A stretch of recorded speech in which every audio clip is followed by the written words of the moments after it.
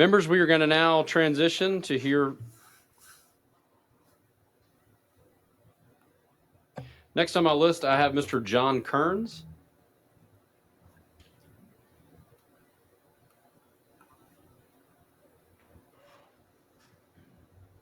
I apologize. The next three presenters are actually going to be come up as a panel. So we've got John Kearns, Devin Arancina, and Jesse West.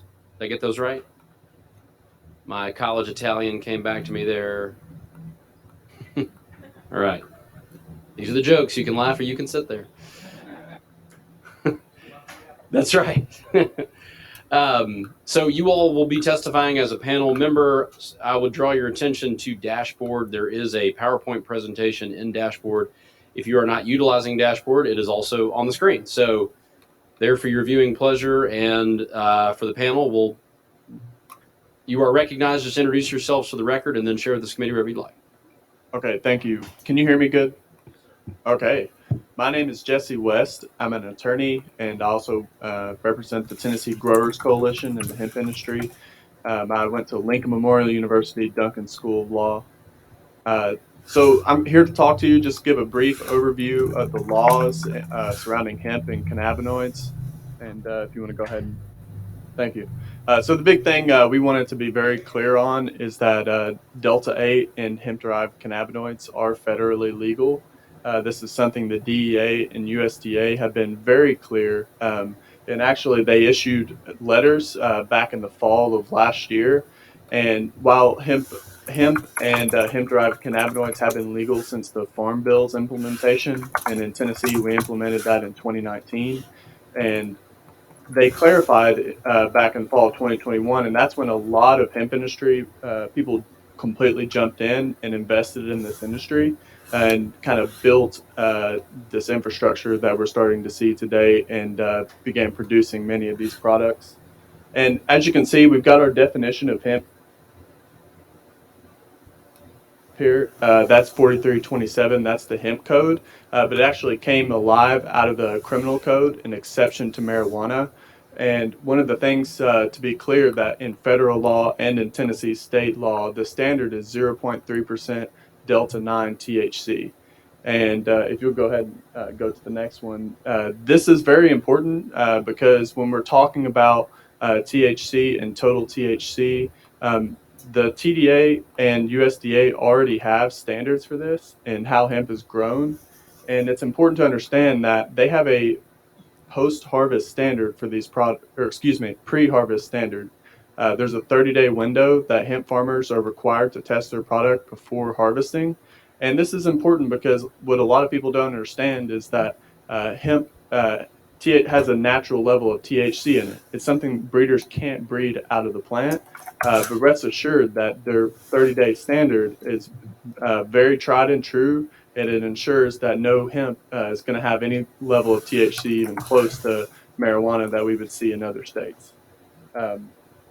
So the key is if we went to a 0.3% total THC standard post-harvest and then end products, what that would mean is a lot of the hemp genetics we see out today would not be viable. The majority of these genetics don't meet that standard, and so we would have a big problem in our industry, not just eliminating the Delta-8 products, but it would also create an issue for farmers. And one of the other aspects I wanted to touch on is when you're changing that definition of marijuana and setting that 0.3% total THC standard, it has a lot of criminal implications. Because this wouldn't just mean a ban for hemp industry people selling these products. It would actually create criminals across our state. An example I've used before is if grandma has a thing of gummies that she uses for pain management and sleeping, and if these are Delta-8 products, we'd have to make sure to educate everyone, because if she had these products and we implemented that 0.3% standard, it could mean she would become a criminal in Tennessee. And we definitely don't want to see that. And we definitely don't want to see, this over criminalization aspect. And, I again want to thank the committee for being here. And I want to thank our law enforcement for testifying on this. We want to make their jobs easier. And perhaps we could have some kind of tax that would get them that pay raise so they have the resources to properly regulate these products. And then my last point, I wanted to cover Delta 8 and some other states. I've really kind of done a thorough look at these states. So there's 35 states that have some form of Delta 8 or hemp-derived THCs. Now, 15 states have banned or restricted these cannabinoids, but most of this is just a failure to regulate, and it's the hemp industry not coming to the table with the legislature, which I hope everyone understands that we've been trying to do. And additionally, it has to do with a lot of other factors. Some of these bans are actually just bans on synthetic cannabinoids. And it's important to understand there's a difference between synthesis and synthetic, and we're going to cover that later in our presentation.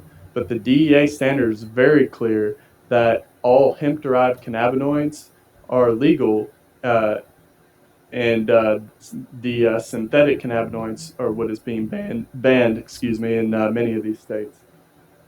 And then we also wanted to point out an example of a state that has a great program. Florida has a really great program for Delta 8. They have a regulatory structure, and the DEA actually last year had a town hall with them. It's a really enlightening video, and they clarified the legality of Delta 8, but they also talked about the regulatory structure that Florida is using. Now, in some of these other states, I wanted to point out two examples. Kentucky and Texas have banned Delta 8, but right now they're actually in a temporary injunction because their courts have determined that the process was incorrect or there's some kind of constitutional issue there. And when we're looking at the fiscal notes related to this topic, we want to take into account that some type of ban or heavy restriction could mean additional money costing the state in the form of lawsuits as well. So that's definitely something to point out. But again, I just wanted to be available to answer any kind of legal questions and clarify that Delta 8 and these hemp-derived products are federally legal and legal in the state. Thank you. Thank you, sir. Next, Mr. West? Nope. Excuse me. That's John fine. Curtis. Thank you. Go ahead. Good afternoon, Mr. Chair and members of the committee. It's good to see many of you again, and I thank you for inviting my testimony today. My name is John Kearns, and I'm the co-founder and CEO of New Bloom Labs located in Chattanooga. I'm a lifelong Tennessean, having grown up in Greene County. New Bloom Labs provides the chemical analysis of hemp and hemp-derived products for the purposes of legal compliance, quality control, and consumer safety. In short, we exist to ensure that hemp products are sold with reliable labeling and that they're safe for human consumption. Our laboratory is ISO certified, registered with the DEA, and licensed as a research facility by the Tennessee Board of Pharmacy. Testing labs are the critical safety mechanism for any product that humans buy and ingest. Can you imagine consuming poultry from a farm that never screened its products for salmonella? Or drinking a beer with a label that had no reference to the amount of alcohol contained in the can? Finally, can you imagine if a dairy wasn't required to print expiration dates on its milk? The basis of all of this essential consumer-facing safety information is laboratory testing. And so with the committee's indulgence, I'd like to use a few minutes of my time to explain exactly what we do as a hemp lab and how Tennessee's jobs-rich hemp market relies on our services.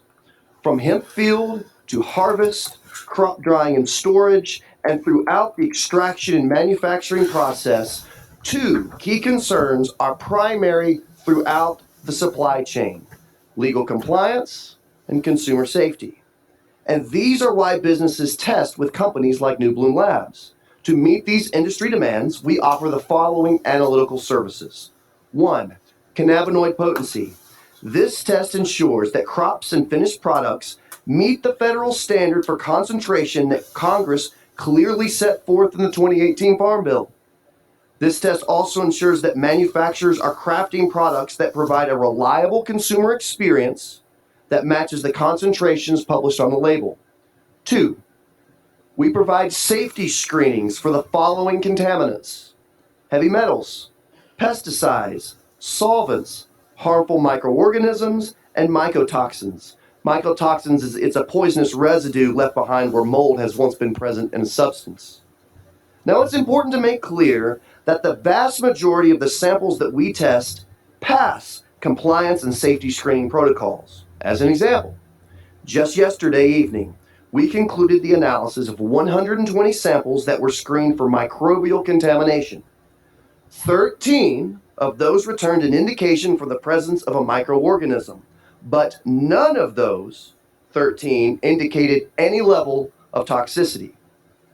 This is because the Tennessee hemp industry monitors its method of production vigilantly, and most industry actors are motivated to create products that provide an enjoyable or therapeutic consumer experience, all while safeguarding customers. Now, that's not to say that the hemp industry is perfect. In fact, it's crying out for consumer protection regulations that would root out potential bad actors and stabilize the industry for years and generations to come. And so, yes, as a founder and a CEO, I find myself in a place that I never thought I would. I am begging my government for regulation, because it seems the alternative may be prohibition, which would be devastating to thousands of families across our state, including the holders of 1,039 hemp farming permits, every single one of which represents a small business. Prohibition would also be devastating to the team at New Bloom Labs, where we're currently onboarding 2 new employees with plans to add 4 more in the next 60 to 90 days. And so I thank the committee for its concern for the safety of Tennesseans. I can assure you that the industry shares it. I enthusiastically ask for this committee's support for Tennessee hemp and to thoughtfully consider right-sized regulations that would bolster our state's worldwide leadership in hemp production. An appropriately regulated industry is a safe industry. This has been proven over and over again for every type of consumer packaged good that we find at our local retailers. I thank the committee for its time. Thank you, Mr. Kearns. And ma'am, you're recognized. Thank you, Mr. Chairman and committee, for the invitation to provide testimony regarding hemp-derived cannabinoids and consumer safety in Tennessee. My name is Devin Aracena. I chose to move my family to Tennessee for its business-friendly markets and lead on protection of personal rights. All of this on top of having the absolute best hemp program in this country. I am proud to call Nashville and Tennessee home. In 2019, I co-founded Canvas Supply Company, where I serve as the CEO. Canvas is a consumer products company that uses cannabinoids as a functional ingredient in a wide range of products. We are a growing organization expected to double our team in the next year. Canvas products are sold in more than 100 retail locations throughout Tennessee. These businesses support thousands of our neighbors, friends, family, and fellow Tennesseans on their wellness journey, offering alternative solutions to common ailments. These are all businesses that are truly dedicated to helping people. I am concerned this afternoon that pending legislation would bring economic devastation to our industry and community. In an industry that employs thousands of Tennesseans, while also, and perhaps most importantly, inhibits the ability and access of adult consumers who freely choose to safely utilize hemp cannabinoid products today. We hear you loud and clear that there are products on the market that pose potential risks. Our argument isn't there. However, it's not because the product is inherently dangerous. It's because there aren't clear regulations and testing standards in our industry. In my tenure in the industry, I have successfully operated consumer brands and retail distribution in other states, where there has been a balanced level of regulation that supports growth, while also requiring proper conformance to consumer safety standards that focus first on strong testing and packaging requirements. I'd like to share some of those standards with everyone today as an example. On the slide, I've pulled them out visually as well.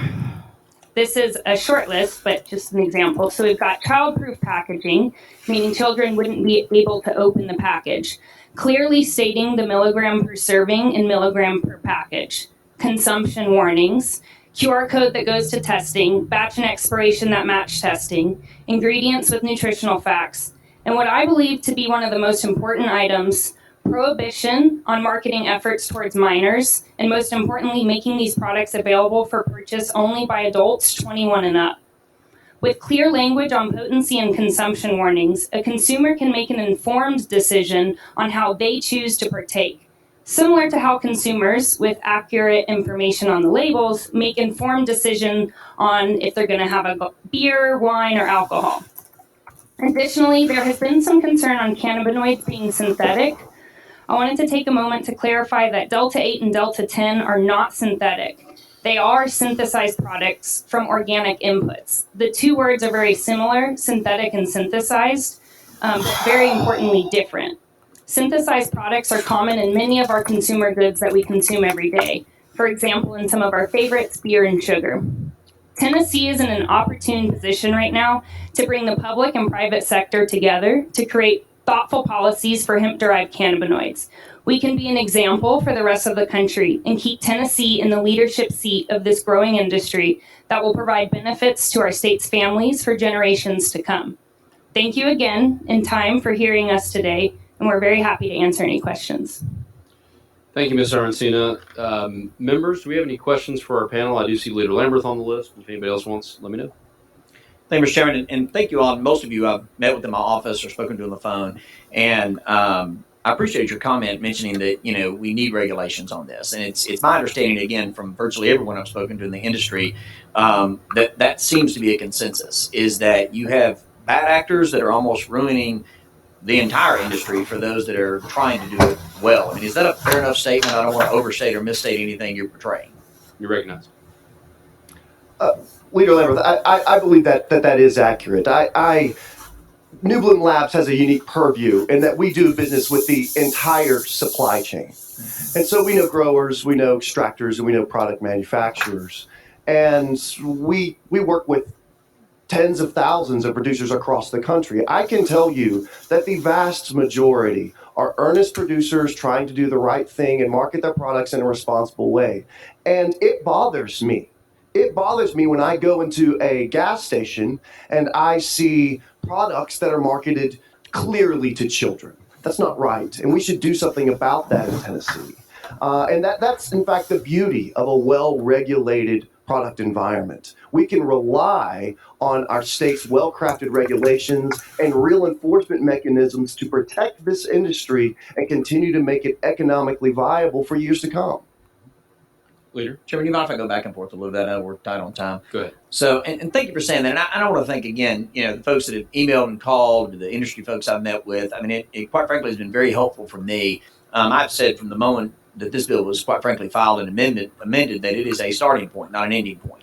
And I think a lot of what you all are saying and what you've shared with me over the past few weeks makes a lot of sense. And so I want to kind of rapid fire go through a few things, and please don't let me by the speed of it overshoot anything. But I mean, it sounds like there's obviously no issue with intensive testing on the front end to make sure a product that's on the shelf is exactly as advertised. Is that fair enough? That's right. And I'm just going to go through a few if that's okay. I mean, again, elaborate if you want to, but just I know we're tight on time a little bit here. So, and it sounds like there's no issue with reasonable regulations dealing with packaging and controlling, over 21 only and warnings and labeling and all of that. I mean, it sounds like you want to make sure that the product that's on the shelf is exactly, so when a consumer is buying that, they have an expected experience that whatever that's going to be is exactly what it's labeled as. Is that fair enough? That's right. Okay.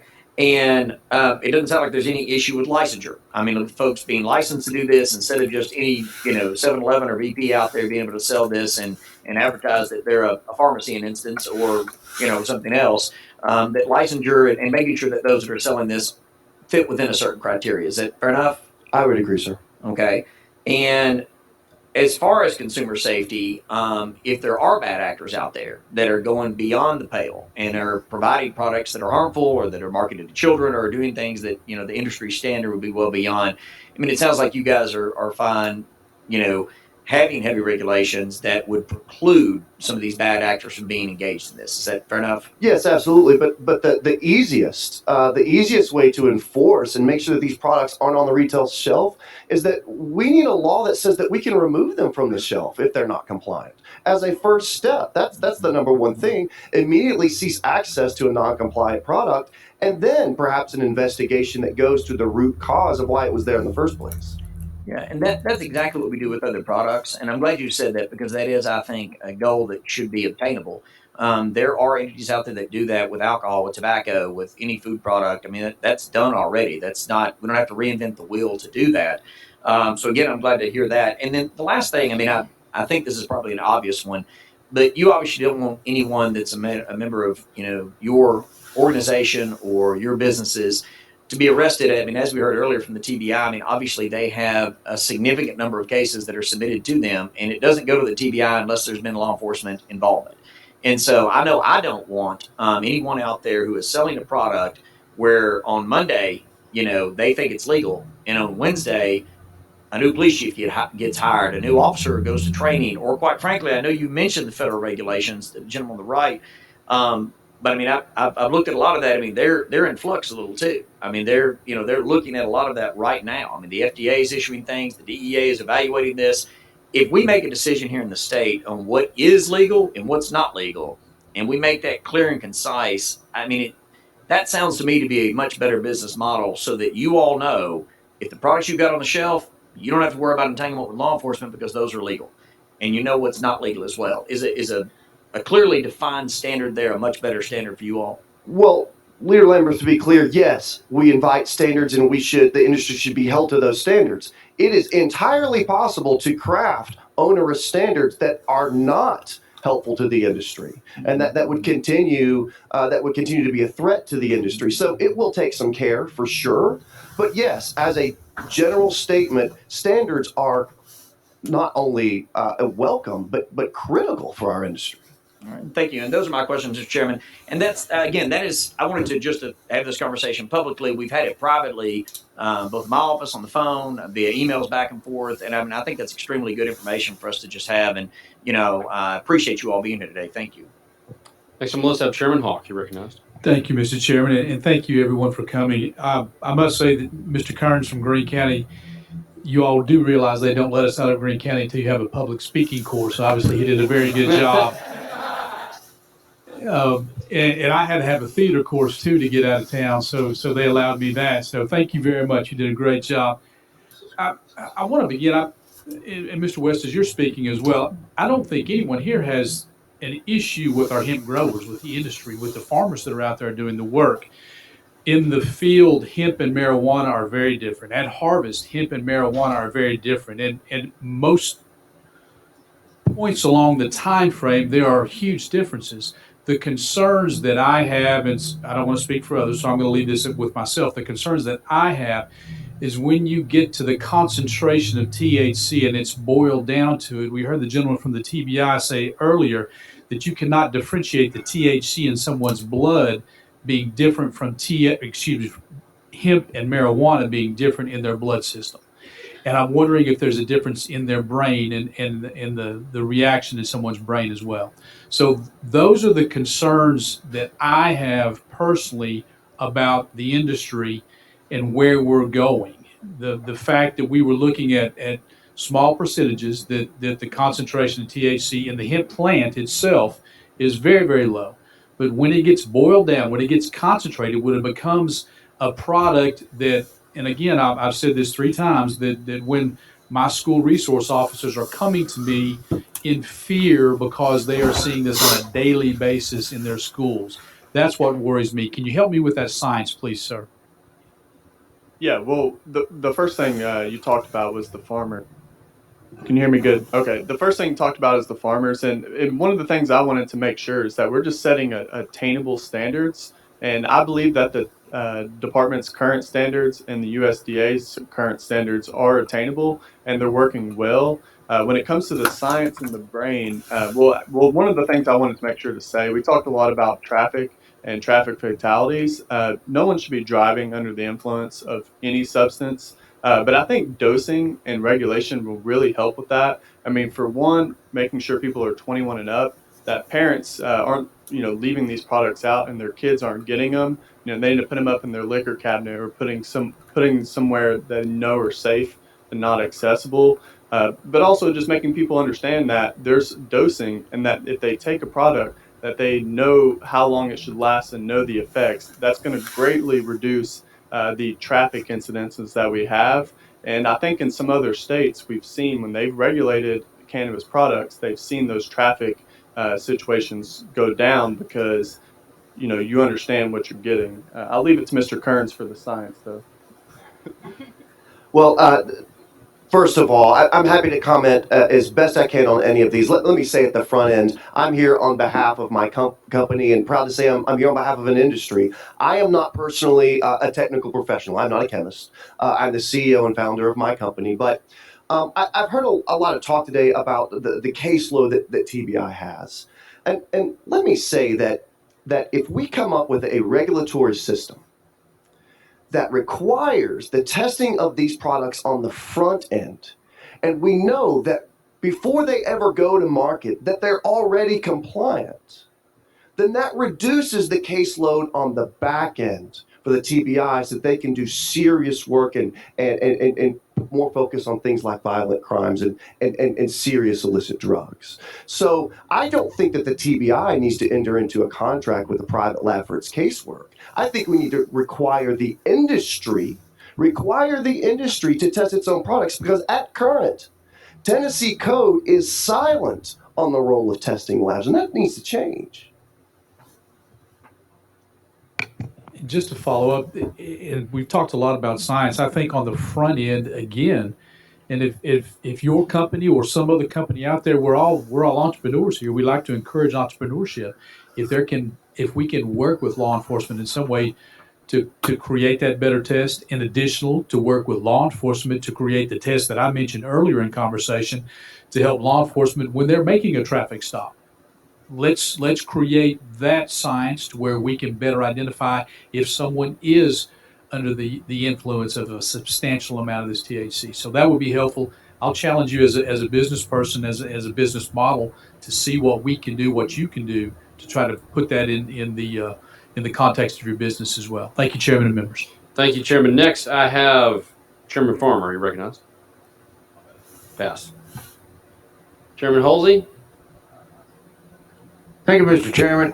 On the gummy bears you got up there, I can't see that far to see what the milligram dosage is, but based on the amount of milligrams in that one package, how many gummy bears can you eat before it begins to impair decision making or motor skills or that kind of thing? Yeah. In other words, does it compound itself, and is that how it works? So the psychoactive effects of cannabis and hemp-derived products don't really work that way. Let me give you a for instance. I don't prefer to consume Delta-8 THC. I'm THC sensitive. I don't really care for the experience. I have family members, parents in fact, that do consume D8 gummies every night to help with sleeplessness. Right, and so there's no one answer. That the psychoactive effect, any sort of direct line that one might draw from the concentration in one unit of an element to the level of impairment in a person, there is no such direct line, because our bodies process these materials in different ways. Chairman Halsey, any follow-up? Well, most people tell you how many joints will mess you up, so I thought maybe there would be a definitive answer how many gummy bears would mess you up. Mr. West, if you have an answer for how many joints will mess you up, we'd love to hear it. I do not. I saw you raising your hand. I didn't know. But I just wanted to point out and make a comparison. A lot of this has to do with knowing yourself and knowing the effects of these products. And part of that is education and dosing. And for instance, an example, alcohol. You know how many beers it will take before you're intoxicated. And everyone's different, depending on your size, weight, activity, body, whatever you do. can be a factor. And so cannabis is just the same as alcohol in that way. There's a variety of factors that can cause different levels of intoxication. And the key is going to be education of our consumers, and then them knowing what's in their product and what dose they're taking at the time. Does that kind of sort of answer your question? Chairman Halsey. Thank you. Next on my list, I have Chairman Russell. You recognize? Thank you, Mr. Chairman. And did any of y'all work in any states that already has regulations? And could you talk about that? Yes, sir. We work in many states across the nation. Many of them have wonderful regulations. Some of them have pushed forward bans. We touched on it that those states are in injunction right now because of issues in the way that they arrived there. It's a forward-moving industry, so the more we can get smart regulations around it in our state level, and there's great states to look at that have some of this regulation, that have worked very closely with the DEA to get that regulation. Florida is one of them, where they allow these hemp-derived cannabinoids to be safely regulated and are not seeing as many issues. So you all personally have dealt with these states? Yes. Okay. And on this slide that's up there right now, the one that says cannabinoid packaging standards, you mentioned regulating against minors. How do you define minors? Under 21. Under 21. Okay, thank you.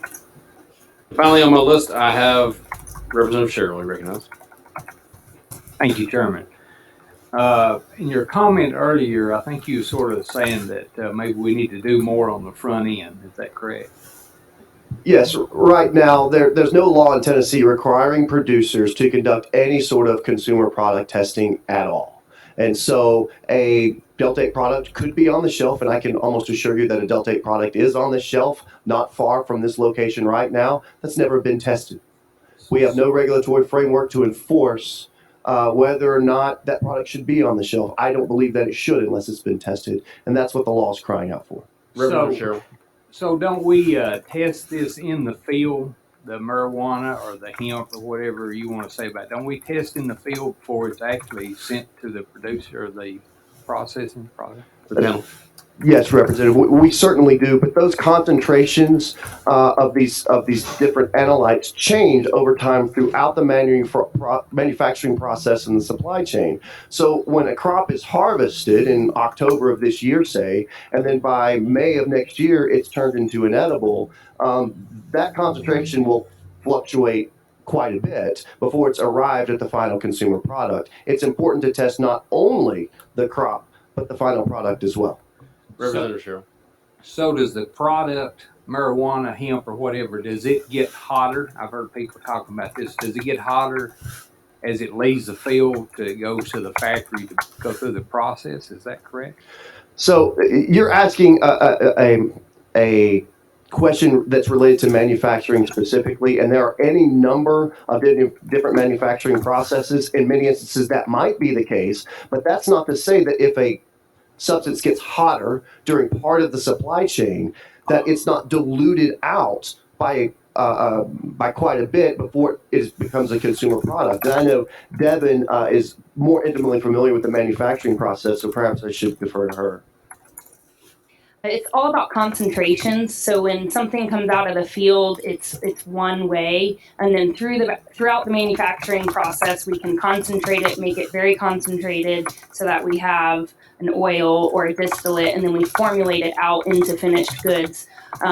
What you're referencing on a legal thing is pre-harvest law that we're trying to essentially impose on post-harvest consumer goods. I'll keep relating it to the alcohol industry because Tennessee knows that one really well. It's the same as you would concentrate hops and then further dilute it out when you go to can a beer.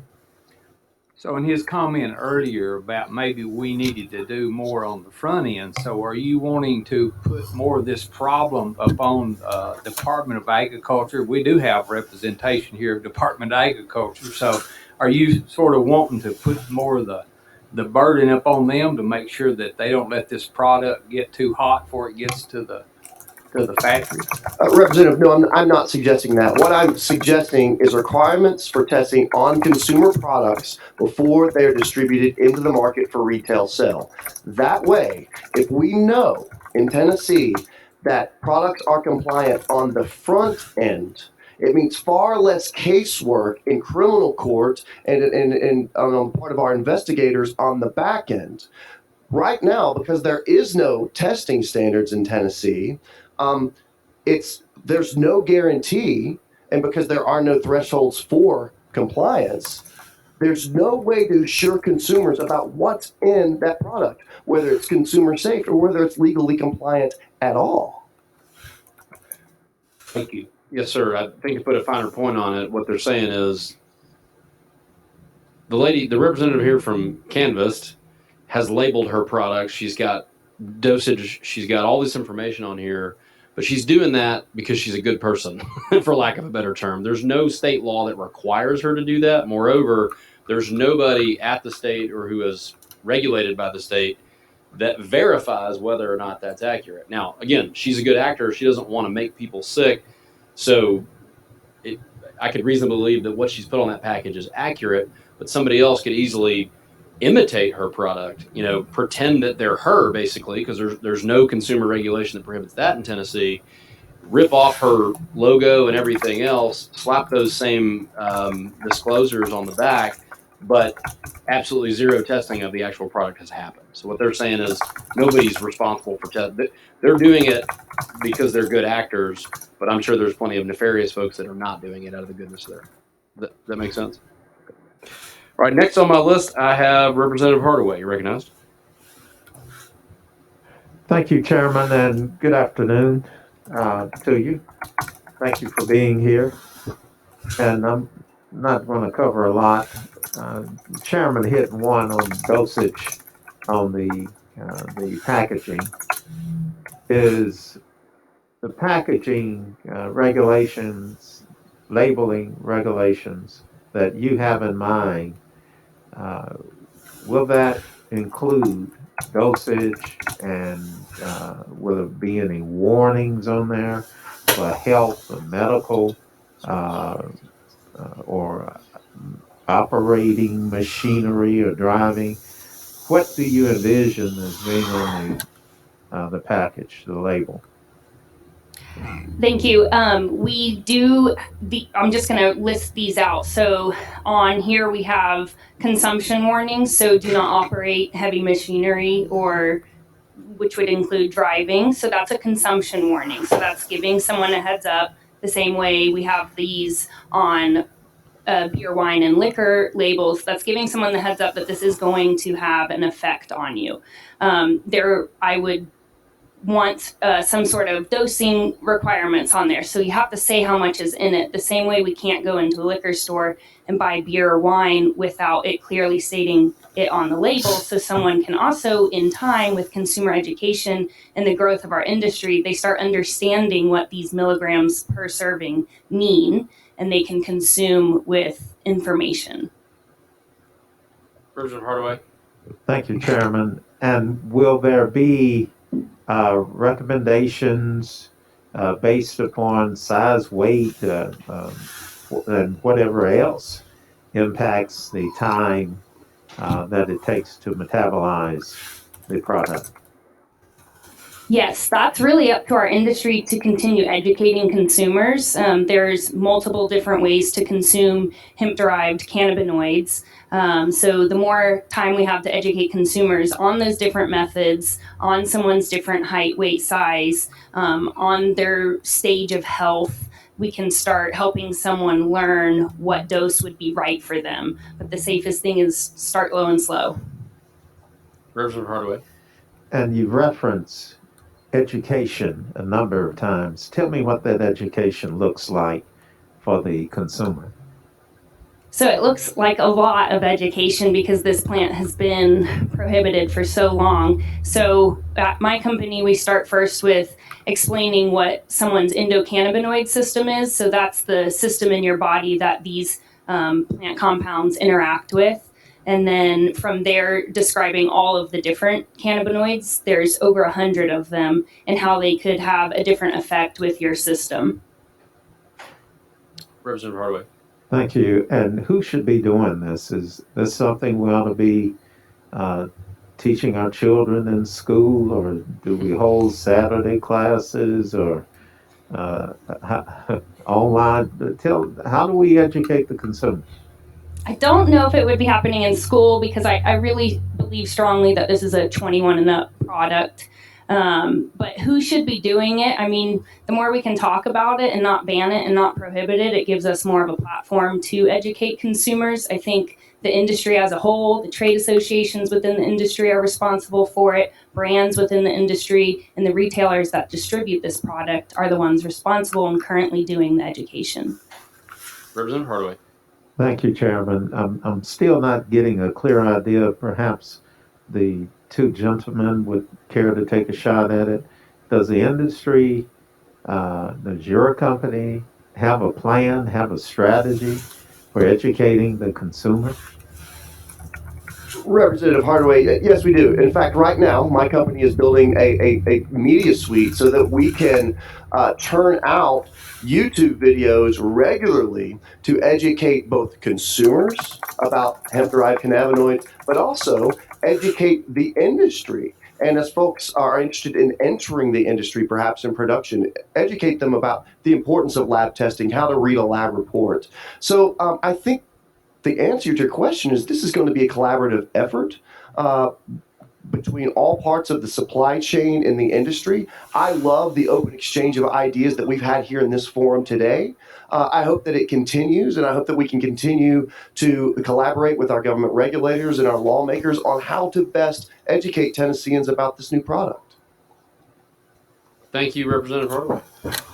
Well, Mr. Chairman, I was going to give the young gentleman a chance. No, I think that's well said. I think the Tennessee Growers Coalition works really hard to educate our members and to educate the entire industry. I think it can be done through media platforms. It can be done through customer and retailer interactions. I think that's one key area that when people are selling these products, they know what's in their product, they know what it does, and they know what to expect. And they can relay that message to a consumer so they know what to expect. Okay, all right. Thank you, Mr. Chairman. Thank you, sir. I'm your expert on smoothies, but I can't help with that. Next on my list, I have Chairman Doggett. You recognize? Thank you, Mr. Chairman. And I know that our time is running short, but I have thoroughly enjoyed this presentation that we've had today. It's been very informative. And so I want to say thank you for your time being here. Over the last several days, I've spoken with a number of constituents about the Delta 8 in particular, and have been educated by them as to some of the things that they brought to my attention. And I do have a few questions, but I'll try my best, Mr. Chairman, to be brief with this. From what I understand, the natural levels of THC that is found in Delta 8 is very low. Would I be correct in saying that?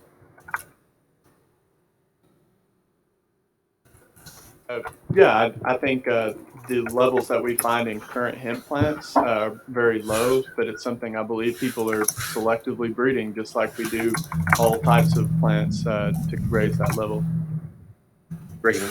And there's a method that's being used. It's called like a synthetic conversion or something like that. Does that sound correct? That helps add more effect, I guess, to it in the process of making a final product. It's synthesis, so it's a scientific process of taking an organic compound, synthesizing it through selective isomerization to get to an end result product. It sounds big and scary, but it's how sugar is turned into glucose and fructose and then formulated into consumer goods. Great answer. One of the things that folks have told me is that you have to be very selective on which products that you purchased because you want to make sure that they come from a reputable manufacturer because of this, whatever the word is you said, probably synthetic is what I've been calling it. I can't Synthesized. say it. Right, thank you. May I? Yes, you're Yeah. right. So with the lack of regulation in the state, there is no way for a consumer to walk into a store and understand what type of product they're buying outside of just like brand loyalty or that salesperson that store educating them. Without testing regulations on these products, anything in the manufacturing process that's residual, like harmful solvents or other contaminants, can make someone sick. So that is really where the danger is with the industry right now, because we don't have those regulations. Anything can be in these products on the shelf, and we agree that that's not safe and that's a consumer safety issue. But a very basic set of regulations would eliminate that. Yes, sir. You're recognized. Thank you. You also spoke earlier, or whenever you did, about the pre-harvest standards, for 30 days before. Would that amount of THC in that pre-harvest standard, would that be different from that which we would find in the final product in a store? Yeah, so it could be slightly different. So if I can try to explain the process real quickly. So they're going to test the Department of Agriculture for the compliance of 0.3% THC. Then they have 30 days to harvest. And during that last 30 days, the plant is going to naturally have a little bit more THC. But that little bit of THC extra, it's not ever going to get to a point where it's anything even resembling marijuana that we see.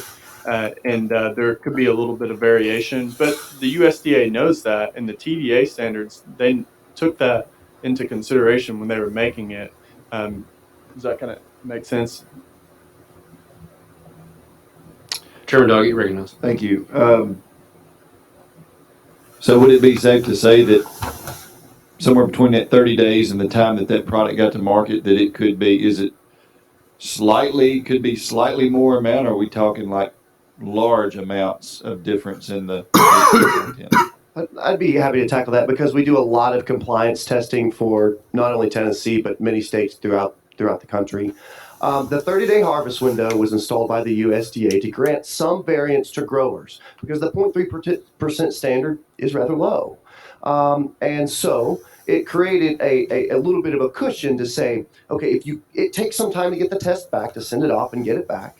Once you have it back, you have 30 days to harvest. And what it says is, for the purposes of compliance, we're going to use that harvest, we're going to use the test, we're going to use that report, understanding that cannabinoids may develop for some time in the next 30 days. That development is relatively marginal. Okay. You recognize, sir. Thank you. So I'm hearing that a lot of these products, when they're on the shelf, are considerably higher than that 0.3%. Can you speak to that as to if that's true and why that would be?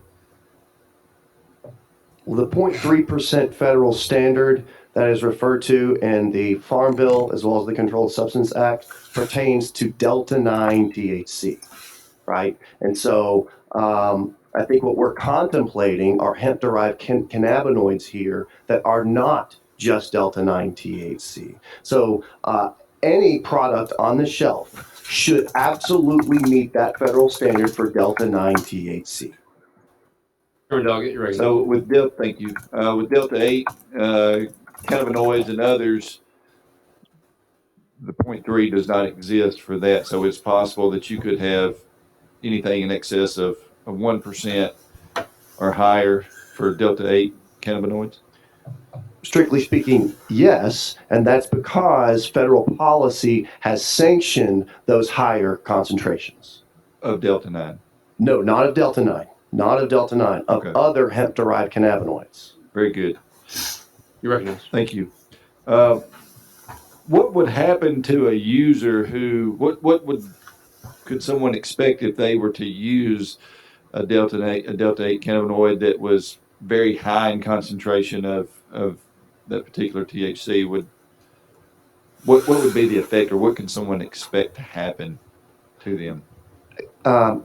Again, so there's no one answer to that question. Everyone metabolizes these various substances differently. I will say, just as a vast generalization here, you might equate Delta 8 to drinking a can of beer, whereas Delta 9 might be more akin to a 180 proof cocktail.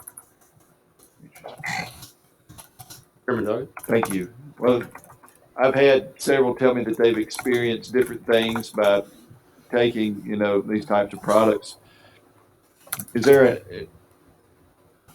a base overall average of what that level of THC might be in products? I mean, are we saying that generally they run between 0.6 and 1.0? Or are we talking they're in excess of 1.0? What's the...